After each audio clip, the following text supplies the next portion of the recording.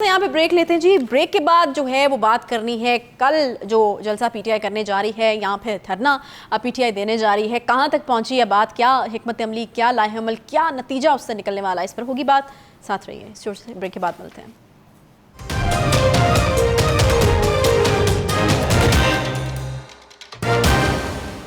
Welcome back जी। PTI कल जो है वो निकल रही है, जलसा होने वाला है, क्या धरना दिया जाएगा और कहाँ पर जो है वो ये तमाम स्टेज सजाया जाएगा। हेलीकॉप्टर की इजाज़त जो है वो बार बार ली जा रही थी, लेकिन वो भी जो है वो पीटीआई को नहीं मिल रही थी। राना सनाउल्लाह साहब की तरफ से भी कुछ स्टेटमेंट्स बड़ी क्लैरिटी के साथ मौजूद हैं कि कहीं रस्ते बंद करने की इजाज़त जो है वो नहीं दी जाएगी। फिर इस्लामाबाद इंतज़ामिया ने भी जो है वो 12 बजे तक की इजाज़त दी है, यानी धरना देकर लॉन्ग पीरियड के लिए जो है वो बैठा नहीं जा सकता। तो काफ़ी जो है अभी भी ऐसा लगता है कि काफ़ी रुकावटें जो है वो हाइल हो रही हैं। कल का जो पीटीआई का पावर शो है उसमें बुखारी साहब क्या देख रहे हैं आप, कितना अहम है कल का जलसा? सबसे पहले तो मैं यही जानना चाहूँगी कि अब खान साहब के माइंड में जो है वो क्या चीज़ चल रही है, क्या वो सोच रहे हैं कि किन लाइंस के ऊपर जो है वो उनकी स्पीच होगी, किससे मुतालबा होगा, क्या मुतालबा होगा? देखिए, ये बात तो बिल्कुल वाज़ेह है कि इमरान खान साहब ये एक पावर शो करना चाहते हैं वहाँ पर। अब तो खैर सूरत हाल के में ग्राउंड रियलिटीज़ में बहुत सारी तब्दीलियाँ आ गई हैं, हाँ। लेकिन बुनियादी तौर पे उनका मकसद यही था कि वो इंसानी सरों का समुंदर लेके इस्लामाबाद पर चढ़ दौड़ेंगे और फिर जो वो कहेंगे वही होगा। ऐसा तो ना हुआ है, ना होने जा रहा है, लेकिन वो बहरहाल मास्टर हैं क्राउड जमा करने के। लोग उनके लिए आते हैं, लोगों में वो मकबूल हैं, लोग वो जमा कर लेंगे। मैं ये बिल्कुल नहीं मानने के लिए तैयार कि उनका जलसा नाकाम होगा। जितना मर्जी हुकूमत दावा करे, उनके मुखालफिन दावा करें, वो एक रिस्पेक्टेबल शो करने में कामयाब हो जाएंगे। लेकिन अब वो फ्री फॉर ऑल नहीं है कि जीटी रोड पे कब्जा है तो है कब्जा जी, कर लो जो कर रहे हैं। डी चौक पे ज़रूर पहुंचना है जी, ज़रूर पहुंचना है जी। ये जो लिबर्टी चौक है जी, उसका बेड़ा गर्क करना है जी, उसको चौक करना है जी, हो गया जी चौक जी। अब इस तरह की खुली छुट्टी नहीं है।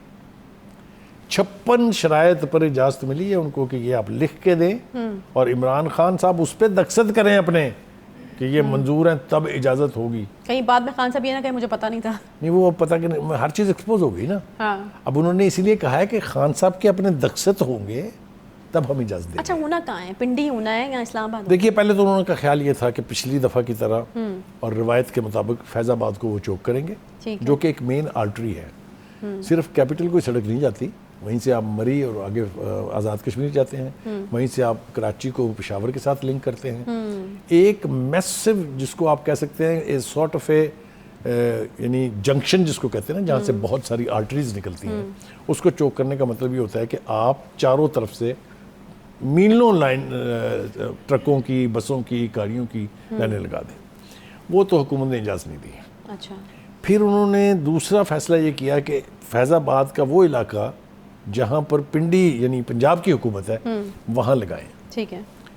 हुकूमत को वो भी कबूल नहीं था, इसलिए कि उनका ख्याल ये था कि अगर वो एक दफ़ा वहाँ जमा हो गए तो फिर उनके लिए फैज़ाबाद पे कब्ज़ा करना आसान हो जाएगा। लिहाजा उनका जनाब ये तो नहीं हो सकता इसने। और हैरान कुन तौर पे पंजाब पुलिस ने उनके वो कंटेनर वहाँ से कोई 1 किलोमीटर पीछे भेज दिए। अच्छा।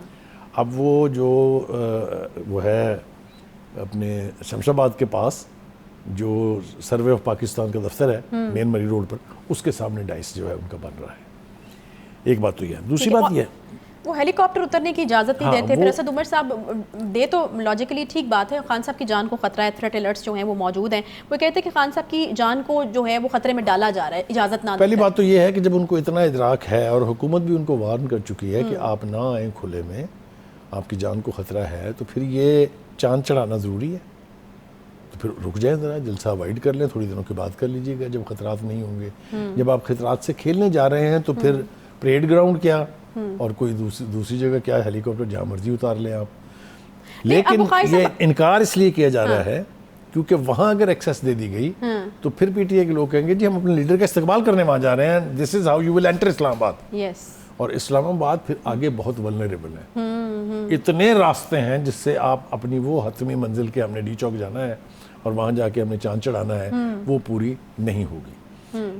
دوسری بات یہ ہے کہ بھائی صاحب یہاں پہ میں ایک سوال آپ سے کرنا چاہی تھی, سوری میں اب آپ کی بات کاٹ رہی ہوں, لیکن سوال میں یہ کرنا چاہ رہی تھی کہ آپ کو لگتا ہے کہ اتنا آسان ہے, مطلب رانا صاحب نے بھی کہا کہ جی آپ اس کو نا آگے کر لیجئے یا پھر نہ کیجئے, ختم کر لیجئے.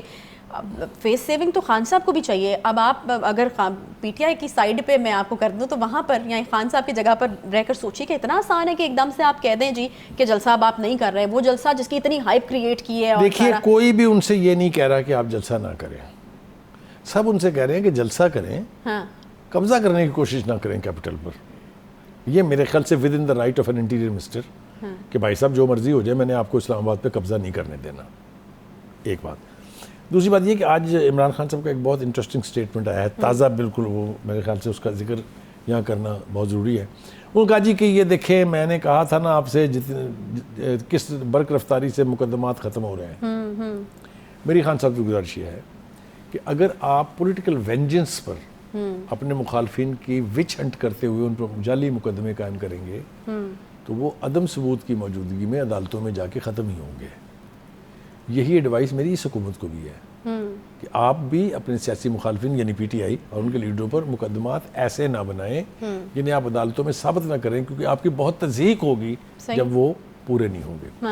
ایک اور بات جو میں کرنا چاہتا ہوں وہ مجھے بھول جائے گی, وہ یہ کہ شیخ رشید صاحب نے ٹائم ہمارے پاس تھوڑا سا کم رہ گیا. جی اور شیخ رشید صاحب نے آج ایک بڑی انٹرسٹنگ بات کی ہے.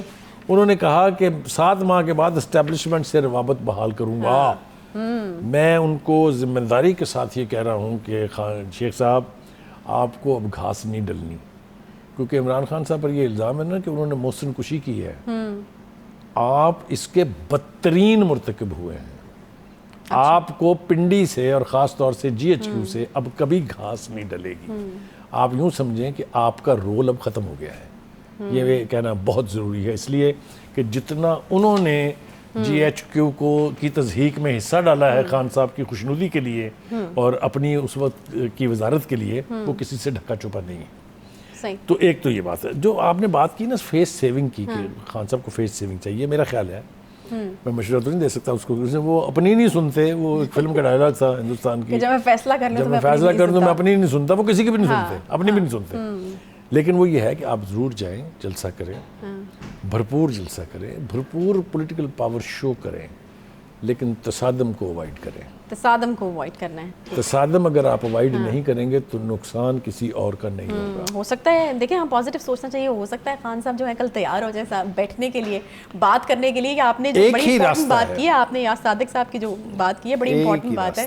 اگر اس کو ذہن میں رکھا جائے کہ یہ اگر بیٹھ کر بات چیت نہ ہوئی تو پھر اگر دونوں طرف سے ایگوز آ گئی, خان صاحب کی طرف سے تو آلریڈی موجود ہے, اس طرف سے بھی اگر ایگو آ گئی, آج تو دعوت دی گئی ہے کہ ساتھ بیٹھتے ہیں بات کرتے ہیں, لیکن اگر اس طرف بھی رانا ثناء اللہ جیسے بندے نے دعوت دی ہے کہ آئیے بیٹھ کے بات کرتے ہیں, تو اگر وہاں پر بھی یہ چیز ہوگی تو پھر مشکل ہو جائے گا. ہو سکتا ہے کہ الیکشن اس وقت پر بھی نہ ہو جس وقت جو ہے وہ ہونا تھا, اور اس سے بھی آگے جو ہے وہ چلے جائے. بہرحال خواجہ آصف نے آج ایک اور اہم خبر دی اور انہوں نے کہا ہے کہ 2022 کے اندر ہی میاں نواز شریف صاحب بھی واپس آ رہے ہیں. اسی نوٹ کے اوپر پروگرام کا وقت یہاں پر ختم ہوتا ہے. انشاءاللہ آپ سے کل ملاقات ہوگی. خیال رکھیے اپنا. اللہ حافظ.